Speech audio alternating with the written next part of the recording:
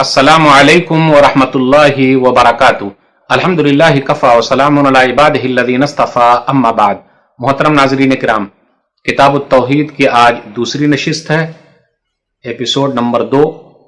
آج ہم لیں گے پہلے باب نمبر 11، چیپٹر نمبر 11۔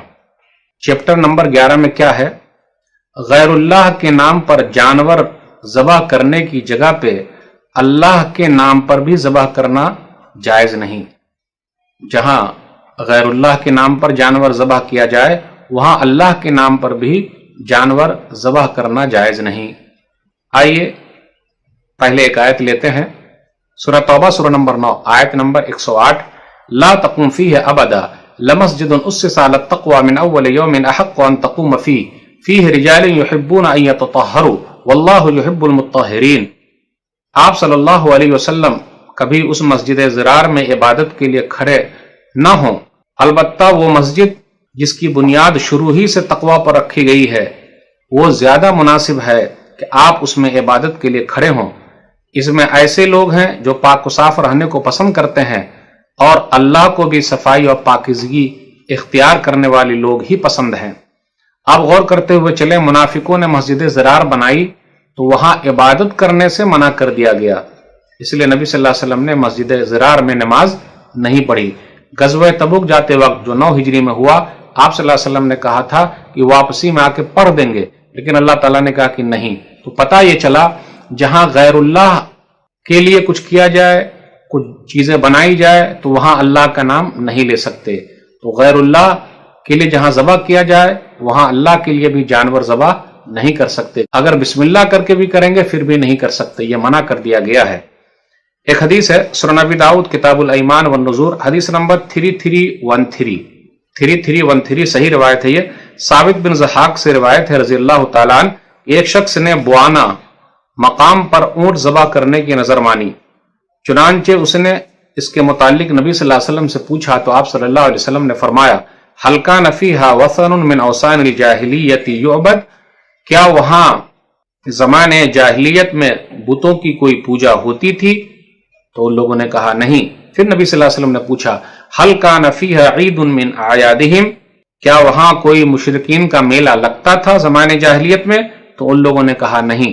تو نبی صلی اللہ علیہ وسلم نے فرمایا اوفی بنظرک، جاؤ اپنی نظر پوری کر لو، فإنه لا وفاء لنظر في معصیت اللہ، کیونکہ اللہ کی نافرمانی میں نظر کو، منت کو پورا کرنا نہیں ہے۔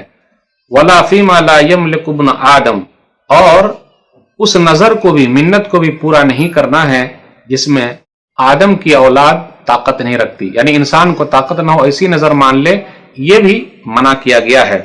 تو اللہ کی اطاعت کرنا ہے۔ بعض اوقات جہاں مسئلہ ہو کہ سرپسند لوگ ہیں تو وہاں بھی اللہ کی اطاعت نہیں ہوگی، جیسے مسجد ضرار میں وہاں اللہ کی اطاعت نہیں، اللہ کی عبادت نہیں کی گئی۔ پھر اسی طریقے سے نبی صلی اللہ علیہ وسلم نے اس حدیث کے اندر یہ بیان فرمایا کہ جو لوگ پوچھنے کے لیے آئے تو آپ صلی اللہ علیہ وسلم نے ذرا تفصیلی پوچھا، اس لیے مسئلے مسائل پوچھنا چاہیے اور تفصیل سے پوچھنا چاہیے تاکہ جواب دینے میں آسانی ہو۔ تو اگر کسی خاص مقام پر غیر اللہ کی عبادت نہیں ہو رہی ہے تو وہاں آدمی اپنی نظر اور منت پوری کر سکتا ہے جیسا کہ اس حدیث میں ہے، لیکن اگر عبادت ہو رہی ہے تو وہاں نظر اور منت پوری نہیں کر سکتے۔ اب چیپٹر نمبر 12 ہے۔ چیپٹر نمبر 12 کا ٹائٹل یہ ہے غیر اللہ کی نظر ماننا شرک ہے۔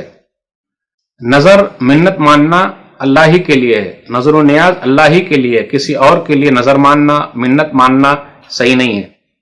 کہ آدمی کوئی چیز کے بارے میں قسم کھا لے، کہے کہ اگر میرا یہ کام ہو گیا تو میں یہ کروں گا، وہ کروں گا، فلانے کے لیے وہ ذبح کر دوں گا، وہاں چلا جاؤں گا، یہ سب صحیح نہیں ہے۔ نیک لوگوں کی صفت بیان کی گئی، یوفون بالنذر ویخافون یوما کان شرہ مستطیرا، سورہ دہر سورہ نمبر 76 آیت نمبر 7۔ نیک لوگ وہ ہیں جو اپنی نظر اور منت پوری کرتے ہیں اور اس دن سے کہ جس دن کی سختی ہر طرف پھیلی ہوئی ہوگی اللہ کا ڈر رکھتے ہیں۔ نظر یہ ایک عبادت ہے اور یہ عبادت اللہ ہی کے لیے ہونی چاہیے۔ سورہ بقرہ سورہ نمبر 2 آیت نمبر 270، وما انفقتم من نفقۃ او نذرتم من نذر فإن اللہ یعلم، تم اللہ کی راہ میں جو کچھ بھی خرچ کرو یا جو بھی نظر مانو، منت مانو، اللہ اس کو جانتا ہے۔ اگر اللہ کی اطاعت کے لیے نظر ہو تو اس کو پوری کرنا ہے، اگر نافرمانی کے لیے ہو تو اس کو پوری نہیں کرنا ہے۔ صحیح بخاری کتاب الایمان والنذور حدیث نمبر 6700۔ عائشہ رضی اللہ تعالیٰ عنہ کہتی ہیں نبی صلی اللہ علیہ وسلم نے فرمایا من نظر ان یطیع اللہ فلیطعہ، جس نے نظر مانی، منت مانی کہ اللہ کی اطاعت کرے گا تو چاہیے کہ اطاعت کرے۔ جیسے میرا فلاں کام ہو گیا تو میں روزے رکھوں گا، نماز پڑھوں گا، بات صحیح ہے۔ ومن نظر ان یعصیہ فلا یعصہ، جس نے نظر مانی کہ وہ نافرمانی کرے گا اللہ کی تو اسے چاہیے کہ ایسی نظر پوری نہ کرے۔ کہ کسی طریقے سے کچھ لوگ کہتے ہیں کہ میرا فلاں کام ہو گیا تو میں فلاں جگہ چلا جاؤں گا، جبکہ وہاں سفر کر کے جانا صحیح نہیں ہے۔ تو اللہ کی نافرمانی والی نظر ماننا بالکل صحیح نہیں ہے۔ جائز جو نظر ہو اسی نظر کو پوری کرنا چاہیے، گناہ والی نظر کو پوری نہیں کر سکتے۔ اب چیپٹر نمبر 13 ہے، باب نمبر 13، غیر اللہ کی پناہ لینا شرک ہے۔ اللہ کے علاوہ کسی اور کے پاس جانا، پناہ مانگنا، وہ شرک ہے۔ سورہ جن سورہ نمبر 72 آیت نمبر 6، وَأَنَّهُ كَانَ رِجَالٌ مِّنَ الْإِنسِ يَعُوذُونَ بِرِجَالٍ مِّنَ الْجِنِّ فَزَادُوهُمْ رَهَقًا۔ بات یہ ہے کہ بعض انسان ایسے ہیں کہ جو بعض جنات سے پناہ مانگتے ہیں، جس کی وجہ سے جنات اپنی سرکشی میں اور بڑھ گئے ہیں۔ تو اس آیت سے یہ پتا چلا جنات یہ غیر اللہ ہے، اللہ نہیں ہے، تو اس کی پناہ مانگنا، اس کی پناہ میں آنا یہ صحیح نہیں ہے۔ اس لیے ہم اور آپ پڑھتے ہیں نا اعوذ باللہ من الشیطان الرجیم، میں اللہ کی پناہ میں آتا ہوں شیطانی مردود سے۔ اس لیے کہیں بھی جائیں اللہ کی پناہ مانگا کریں۔ ایک بہترین دعا بتانے جا رہا ہوں، اس دعا کو یاد رکھیے۔ صحیح مسلم کتاب الذکر والدعا حدیث نمبر 2708۔ خولہ بنت حکیم سلیمیہ کہتی ہیں کہ میں نے رسول اللہ صلی اللہ علیہ وسلم کو فرماتے ہوئے سنا ہے، جو شخص کسی جگہ پہ ٹھہرے یا کہیں چلا جائے تو یہ دعا پڑھ لے، اعوذ بکلمات اللہ التامات من شر ما خلق۔ ایک مرتبہ اور پڑھتا ہوں، اعوذ بکلمات اللہ التامات من شر ما خلق۔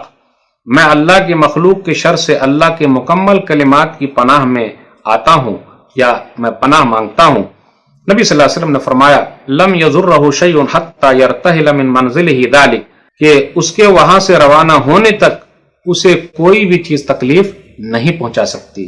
تو اسے یہ پتا چلا دعا کی بڑی فضیلت ہے، دعا کا اہتمام کیجئے، گھر سے نکلتے وقت بھی، جہاں جا رہے ہیں وہاں بھی، پھر اسی طریقے سے جہاں پر ٹھہر رہے ہیں وہاں دعا پڑھیں، اس کا اہتمام کریں اور اللہ کی پناہ میں آئیں۔ کسی اور سے پناہ مانگنا صحیح نہیں ہے۔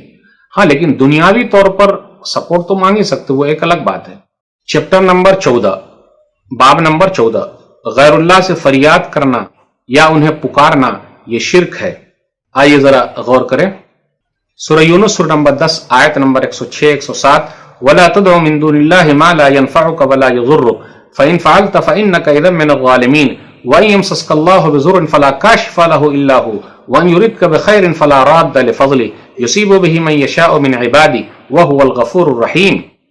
آپ اللہ کے علاوہ کسی اور کو نہ پکاریں جو نہ آپ کو فائدہ پہنچا سکتے ہیں نہ نقصان۔ اگر آپ نے ایسا کیا تو آپ ظالموں میں سے ہو جائیں گے، اور اللہ آپ کو مصیبت میں ڈالنا چاہے تو اللہ کے علاوہ کوئی بھی اس مصیبت کو ختم کرنے والا نہیں ہے، اور اگر اللہ تعالیٰ بھلائی کا ارادہ کرنا چاہے تو اللہ کے فضل کو کوئی بھی روکنے والا نہیں ہے۔ اللہ اپنے فضل سے اپنے بندوں میں سے جس کو چاہتا ہے نوازتا ہے، وہی بخشنے والا مہربان ہے۔ تو پتہ یہ چلا اللہ کے علاوہ کسی اور سے دعا نہیں مانگ سکتے، اللہ کے علاوہ کسی اور کو پکار نہیں سکتے، فریاد نہیں کر سکتے۔ تکلیف میں ڈالنے والا اللہ، تکلیف سے نکالنے والا اللہ، نفع نقصان کا مالک اللہ ہے۔ اس لیے غیر اللہ کو پکارنا شرک اکبر ہے۔ نیک آدمی چاہے کتنا نیک کیوں نہ ہو، غیر اللہ کو بھی اگر وہ پکارے گا تو اس سے قبول نہیں کیا جائے گا۔ نیک آدمی چاہے نبی ہو، ولی ہو، کوئی بھی ہو، اگر غیر اللہ کو پکارے گا، اللہ کے علاوہ کسی اور کو پکارے گا تو وہ بھی ظالموں میں سے ہو جائے گا۔ پتہ یہ چلا صرف اللہ کو پکارنا ہے، اللہ ہی سے مدد مانگنی ہے۔ آئیے ایک دو آیتیں اور لیتے ہیں۔ سورہ احقاف سورہ نمبر 46 آیت نمبر 5 اور 6، وَمَنْ أَضَلُّ مِمَّن يَدْعُو مِن دُونِ اللَّهِ مَن لَّا يَسْتَجِيبُ لَهُ إِلَىٰ يَوْمِ الْقِيَامَةِ وَهُمْ عَن دُعَائِهِمْ غَافِلُونَ وَإِذَا حُشِرَ النَّاسُ كَانُوا لَهُمْ أَعْدَاءً وَكَانُوا بِعِبَادَتِهِمْ كَافِرِينَ۔ اور اس سے بڑا گمراہ کون ہو سکتا ہے جو اللہ کو چھوڑ کر اس کو پکارے، جو قیامت تک اسے جواب نہیں دے سکتے اور وہ اس کی پکار سے غافل اور بے خبر ہیں۔ اور قیامت کے دن جب تمام لوگ جمع کیے جائیں گے تو اس وقت وہ پکارنے والوں کے دشمن ہوں گے اور ان کی عبادت سے انکار کریں گے۔ پتہ یہ چلا غیر اللہ کو پکارنا در حقیقت اس کی عبادت کرنا ہے. غیر اللہ کو پکارنے کی وجہ سے آدمی گمراہ ہو جاتا ہے. غیر اللہ کو اگر کوئی پکارے گا تو کل قیامت کے دن خود اس کا نقصان ہو جائے گا. چیپٹر نمبر 15 باب نمبر 15 بے اختیار مخلوق کو پکارنا. جس کے اندر طاقت ہی نہیں ہے اس کو پکارنا تو یہ بھی صحیح نہیں ہے. مخلوق کو پکارنا منع ہے. سورہ اعراف سورہ نمبر 7 آیت نمبر 191 192.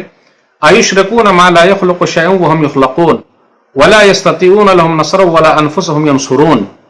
کیا وہ ایسوں کو اللہ کے علاوہ شریک بناتے ہیں جو کچھ بھی پیدا نہیں کر سکتے کیونکہ وہ خود پیدا کیے جاتے ہیں, خود ان کی پیدائش ہوئی ہے, اور نہ ان کی مدد کی طاقت رکھتے ہیں اور نہ وہ اپنی مدد کی طاقت رکھتے ہیں, وہ کسی کی مدد کی طاقت نہیں رکھتے. تو پتہ یہ چلا جس کے پاس کوئی اختیار نہیں ہے آدمی اس سے مانگ رہا ہے, صحیح نہیں ہے.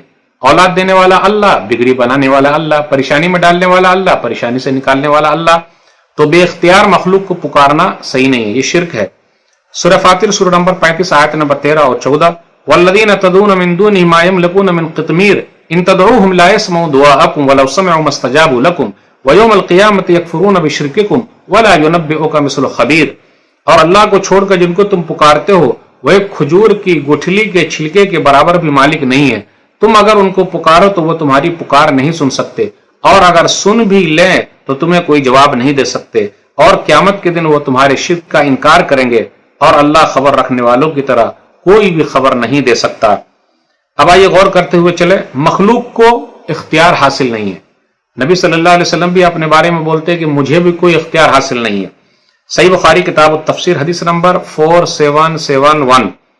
ابو ہریرہ رضی اللہ تعالیٰ عنہ کا بیان ہے کہ جب یہ آیت اتری وَأَنذِرْ عَشِيرَتَكَ الْأَقْرَبِينَ سورہ شعراء سورہ نمبر 26 آیت نمبر 214 کہ آپ اپنے قریبی رشتہ داروں کو ڈرائیے, تو نبی صلی اللہ علیہ وسلم نے لوگوں کو جمع کیا اور کہا اے قریش کے لوگو اشتروا انفسکم لا اغنی عنکم من اللہ شیئا, اپنا خیال کرو میں تمہارے کچھ کام نہیں آؤں گا. اے عبد مناف لا اغنی عنکم من اللہ شیئا, میں تمہارے کچھ بھی کام نہیں آؤں گا. اے عباس بن عبد المطلب اپنے چچا سے کہا لا اغنی عنک من اللہ شیئا, میں کچھ بھی کام نہیں آؤں گا. پھر اسی طرح اپنی پھوپھی صفیہ سے کہا لا اغنی عنکی من اللہ شیئا, میں آپ کے کچھ بھی کام نہیں آؤں گا. اور اپنی بیٹی فاطمہ بنت محمد سے کہا سلینی ما شئتی من مالی لا اغنی عنکی من اللہ شیئا, فاطمہ میرے مال میں سے جو مانگنا ہے مانگ لے, میں تیرے کچھ کام نہیں آؤں گا. پتہ یہ چلا دنیا میں کسی کو کوئی اختیار نہیں ہے, اختیار والا دنیا اور آخرت کا اکیلا اللہ ہے, اس لیے اللہ سے مانگنا ہے. چیپٹر نمبر 16 باب نمبر 16 فرشتوں پر اللہ کی وحی کا خوف. یعنی فرشتے بھی اختیار نہیں رکھتے. سورہ سبا سورہ نمبر 34 آیت نمبر 23 حتی اذا فزع عن قلوبهم قالوا ماذا قال ربكم قالوا الحق وهو العلی الکبیر. جب ان فرشتوں کے دلوں سے گھبراہٹ دور ہو جاتی ہے تو وہ ایک دوسرے سے کہتے ہیں کہ تمہارے رب نے کیا فرمایا ہے, تو اللہ کے مقرب فرشتے کہتے ہیں کہ اس نے حق فرمایا ہے اور وہ بلند مقام بزرگ ہے, برتر ہے. اس آیت کے اندر تمام شرک کو باطل کر دیا گیا ہے, بالخصوص وہ شرک جو نیک لوگوں کے ساتھ ہے. جب فرشتے کی یہ حالت ہے تو دوسرے لوگوں کی حالت کیا ہوگی. اس لیے ہم اور آپ اللہ کو پکارے, کسی اور کو نہیں, نہ کسی ولی کو, نہ کسی نبی کو, نہ کسی فرشتے کو پکار ہی نہیں سکتے. اللہ کو پکارنا ہے. فرشتے خود بولتے ہیں ان کی حالت ایسی ہے تو دوسرے کی حالت کیسی ہوگی. یہ آیت شرک کے درخت کے جڑ کو ہی کاٹنے والی ہے. چیپٹر نمبر 17 باب نمبر 17 شفاعت کا بیان, سفارش کرنے کا بیان. سورہ نام سورہ نمبر 6 آیت نمبر 51 وانذر به الذین یخافون ان یحشروا الی ربهم لیس لهم من دونه ولی ولا شفیع لعلهم یتقون. اے نبی صلی اللہ علیہ وسلم آپ اس قرآن کے ذریعے ان لوگوں کو نصیحت کریں جو اس سے ڈرتے ہیں کہ اپنے رب کے سامنے اس حال میں اکٹھا کیے جائیں گے کہ اللہ کے سوا کوئی مددگار نہیں ہوگا اور کوئی سفارشی بھی نہیں ہوگا, شاید کہ وہ لوگ ڈر جائیں. پتہ یہ چلا کوئی سفارش کرنے والا نہیں اللہ کے دربار میں. پھر اسی طرح سورہ زمر سورہ نمبر 39 آیت نمبر 44 قل للہ الشفاعۃ جمیعا, آپ کہہ دیجئے ہر قسم کی شفاعت, سفارش کا حق صرف اللہ کے پاس ہے. اور آیت الکرسی میں جو ہم اور آپ پڑھتے ہیں وہ کیا ہے؟ سورہ بقرہ سورہ نمبر 2 آیت نمبر 255 من ذا الذی یشفع عنده الا باذنہ, کون ہے جو اللہ کے سامنے اس کی اجازت کے بغیر سفارش کر سکے. فرشتے بھی سفارش کا حق نہیں رکھتے. سورہ نجم سورہ نمبر 53 آیت نمبر 26 वकम मिन मलकिन फिस समावाति ला तुगनी शफाअतुहुम शयअन इल्ला मिन बादि अन यअज़न अल्लाहु लिमन यशाअ व यर्ज़ा। कितने ही फरिश्ते आसमान में ऐसे हैं उनकी सिफारिश फायदा नहीं देगी जब तक कि अल्लाह न चाहे, लेकिन किसके लिए? जिसके लिए अल्लाह चाहेंगे और जिससे अल्लाह राजी होंगे। वला यशफऊन इल्ला लिमन इर्तदा, सूरह अंबिया सूरह नंबर 21 आयत नंबर 28, कि वो लोग सिफारिश नहीं करेंगे यानी फरिश्ते मगर उसके हक में जिसके हक में अल्लाह चाहेंगे। नबी सल्लल्लाहु अलैहि वसल्लम कल क़यामत के दिन किसके लिए सिफारिश करेंगे? दुआ कीजिए हम गुनाहगारों के लिए सिफारिश करें, जोर से बोलिए आमीन। सही बुखारी किताबुल इल्म किताब नंबर 3 हदीस नंबर 99, अबू हुरैरा रज़ियल्लाहु ताला अन्हु कहते हैं कि मैंने नबी सल्लल्लाहु अलैहि वसल्लम से पूछा, मन असदुन्नास व शफाअतिका यौमल क़ियामा, आपकी सिफारिश का हकदार खुशनसीब कौन होगा क़यामत के दिन?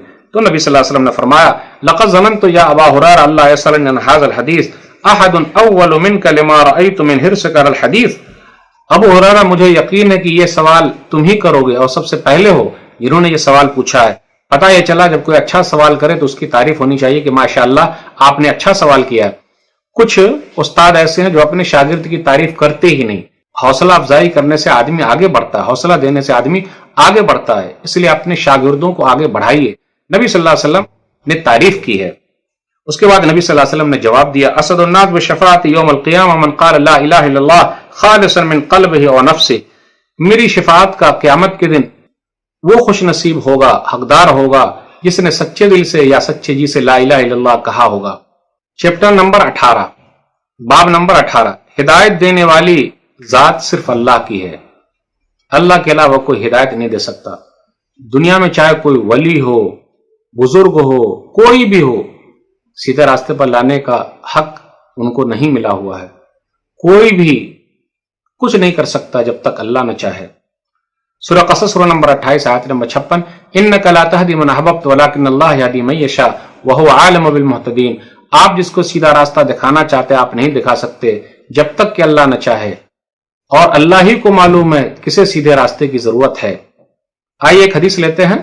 सही मुस्लिम किताब अल ईमान किताब नंबर 1 हदीस नंबर 24, मुसय्यब रज़ियल्लाहु ताला अन्हु से रिवायत है कि नबी सल्लल्लाहु अलैहि वसल्लम के चचा अबू तालिब का आखिरी वक्त था। नबी सल्लल्लाहु अलैहि वसल्लम आए और कहा, या अम्मी कुल ला इलाहा इल्लल्लाह कलिमतन अशहदु लका बिहा इंदल्लाह। चचा जान सिर्फ कान में बोल दीजिए ला इलाहा इल्लल्लाह, कल क़यामत के दिन मैं आपके लिए अल्लाह से हुज्जत कायम कर लूंगा, गवाही दे लूंगा।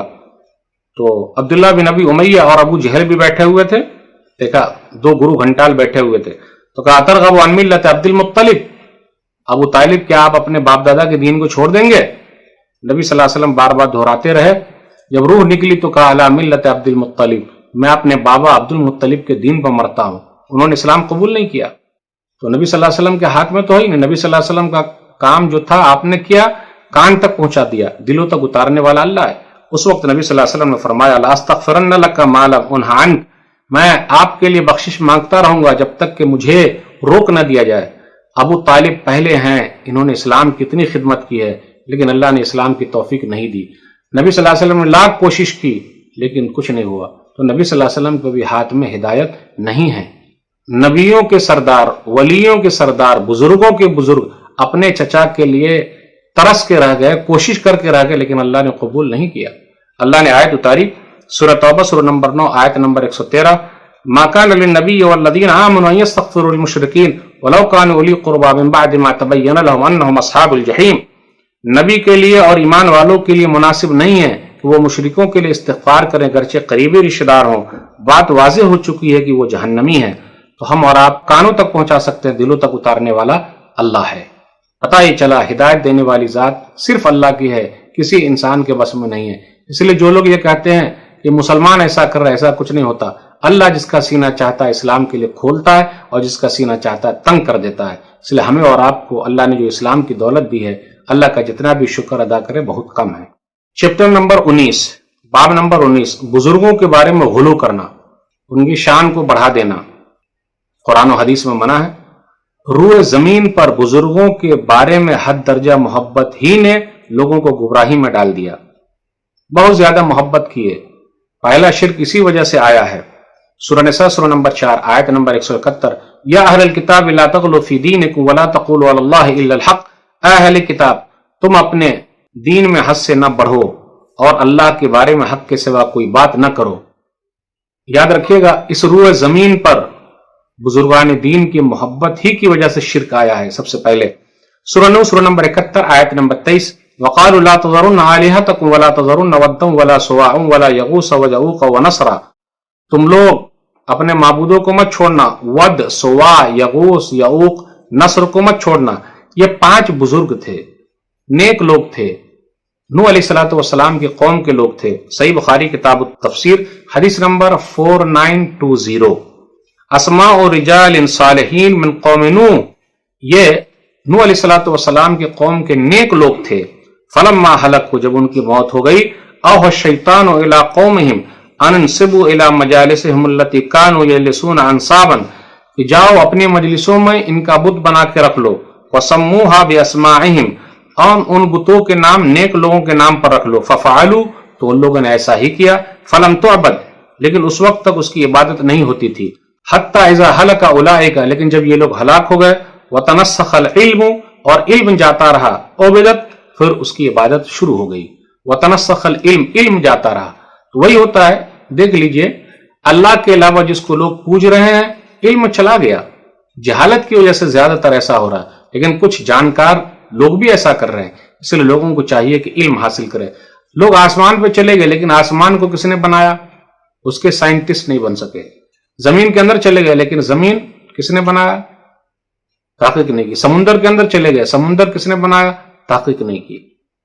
غلو نہیں کرنا ہے، یعنی کسی کو بڑھا چڑھا کے پیش نہیں کرنا، منع کیا گیا. حدیث کے اندر آیا، صحیح بخاری کتاب و حدیث الانبیاء حدیث نمبر 3445. لا تطرونی کما اطرت النصارى ابن مریم فانما انا عبد فقولوا عبد اللہ ورسولہ. عمر رضی اللہ تعالیٰ عنہ سے روایت ہے، نبی صلی اللہ علیہ وسلم نے فرمایا میری شان کو مت بڑھانا جیسا کہ نصارہ نے ابن مریم کی شان کو بڑھا دیا تھا. بے شک میں اس کا بندہ ہوں، تم لوگ اللہ کا بندہ اور اس کا رسول کہو. لوگ نئی چیز کو جلدی قبول کر لیتے ہیں. فطری طور پر انسان کی طبیعت یہ ہے، حق کو آہستہ آہستہ چھوڑنا شروع کر دیتا ہے. باطل چیز بڑھتی چلی جاتی ہے. پتہ یہ چلا کہ لوگ یہ کہتے ہیں ہمارے بزرگ سفارشی ہیں. جی نہیں، کس نے کہا ہے؟ کوئی سرٹیفکیٹ ہے؟ بالکل نہیں.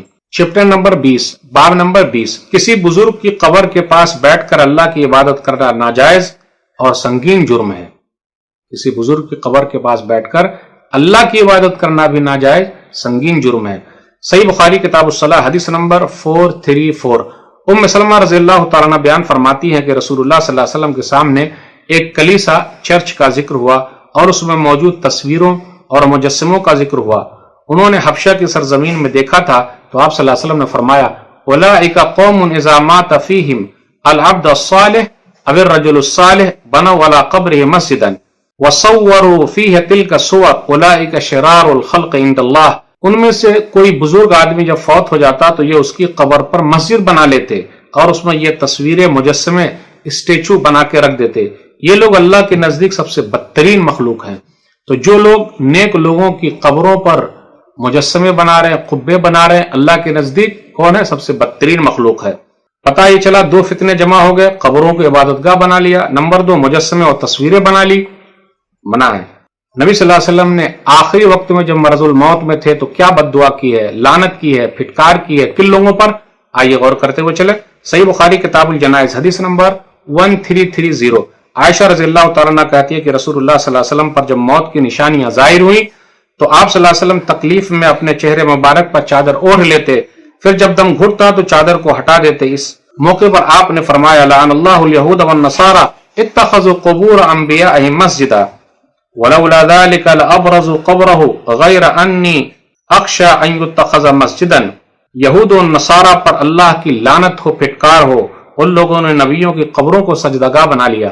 عائشہ رضی اللہ تعالیٰ عنہ کہتی ہیں اگر آپ کی قبر کو سجدہ گاہ بنا لینے کا ڈر نہ ہوتا تو آپ کی قبر بھی عام صحابہ کی طرح ظاہر نظر آتی. دیکھا آپ نے؟ پتہ ہی چلا کسی بزرگ کی قبر پر مسجد تعمیر کرنا، عبادت گاہ بنانا صحیح نہیں ہے.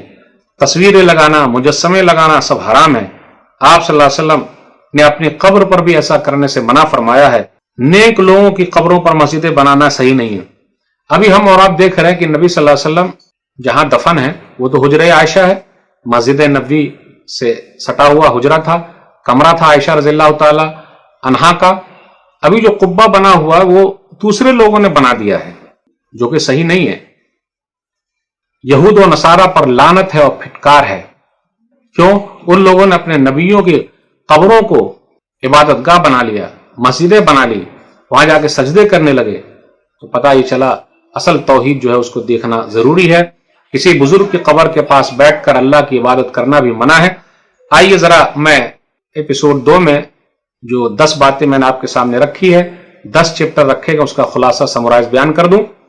غیر اللہ کے نام پر جانور ذبح کرنے کی جگہ پر اللہ کے نام پر بھی ذبح کرنا صحیح نہیں ہے۔ جہاں غیر اللہ کے نام پر ذبح کیا جاتا ہو وہاں جا کر اللہ کے نام پر بھی ذبح کریں گے تو وہ صحیح نہیں ہے۔ غیر اللہ کی نظر ماننا شرک ہے، نمبر 2۔ نمبر 3، غیر اللہ کی پناہ لینا شرک ہے۔ نمبر 4، غیر اللہ سے فریاد کرنا شرک ہے۔ نمبر 5، بے اختیار مخلوق کو پکارنا صحیح نہیں ہے، وہ بھی شرک ہے۔ فرشتوں پر اللہ کی وحی کا خوف کیسے ہوتا ہے؟ پتہ یہ چلتا ہے جب فرشتوں کی حالت ہے تو عام لوگوں کی حالت کیا ہوگی۔ پھر اسی طرح شفاعت کا بیان ہے، سفارش کا حق ٹوٹل اللہ کے پاس ہے۔ ہدایت دینا اللہ کا کام ہے، کسی اور کا کام نہیں ہے۔ پھر اسی طریقے سے بزرگوں کے بارے میں جو غلو کرتے ہیں وہ صحیح نہیں ہے۔ بزرگوں کے بارے میں غلو کرنا، نیک لوگوں کے بارے میں غلو کرنا، ان کی شان کو بڑھا دینا، یہی تو سب سے پہلا شرک نوح علیہ السلام کی قوم میں ہوا تھا۔ بزرگوں کے بارے میں غلو کرنا صحیح نہیں۔ تو اسی طریقے سے آخری بات، کسی بزرگ کی قبر پر بیٹھ کر اللہ کی عبادت کرنا ناجائز ہے، وہاں قبے منانا صحیح نہیں ہے۔ تو یہ چند باتیں تھی۔ اللہ سے دعا ہے کہ اللہ تعالی ہم لوگ کی توحید کو مضبوط کر دے، آمین۔ السلام علیکم ورحمۃ اللہ وبرکاتہ۔